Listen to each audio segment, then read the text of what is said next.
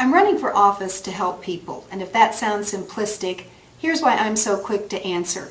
It's because I was recruited or drafted to seek this office, and as my husband and I discussed whether or not to commit, because it is a commitment, it was my husband who said, you know, Colleen, as you've said, everything will change if you do this. Yet once we acknowledge that it will, even though we don't know exactly how, the question is, do you think you can help people? And that was it. That's why you should do it. And that's why I'm running for office. And I said on March 10th when we announced that I had no intention or desire of becoming a politician professionally. I don't want to be a professional politician, rather someone who uses the political process to become a public servant, the way the system was intended to work. Yet it wasn't until I visited the Mason City Grade School and the first grade class there, waiting outside the classroom, when Blake came out and looked at me and looked up at me and said, I hope you get the job you want in Washington, D.C. And it occurred to me at that time that that's exactly what I'm doing. I'm looking and running and asking for a new job. After spending 30 years in one job, I'm now interviewing for my next one. So what qualifies me?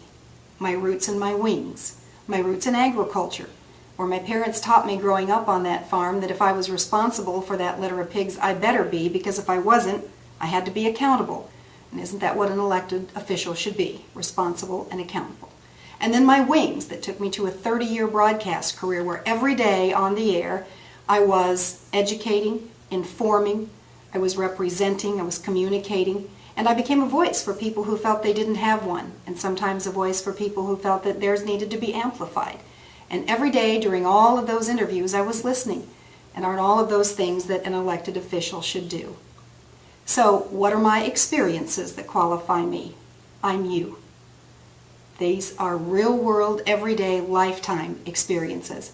I'm a wife of a Marine veteran, served in Vietnam, went to school on the GI Bill at the U of I where we met. I'm a mom of a daughter who has student loans to pay.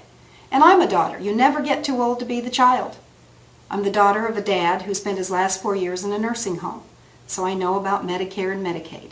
I'm the daughter of a mom who, up until just a few weeks ago at 83, was working as a cashier at Menards to supplement her income to pay for her supplemental insurance.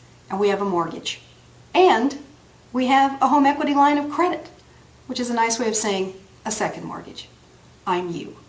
And in this race, this is not a race to be building a resume, but evaluating resumes of someone who has commitment.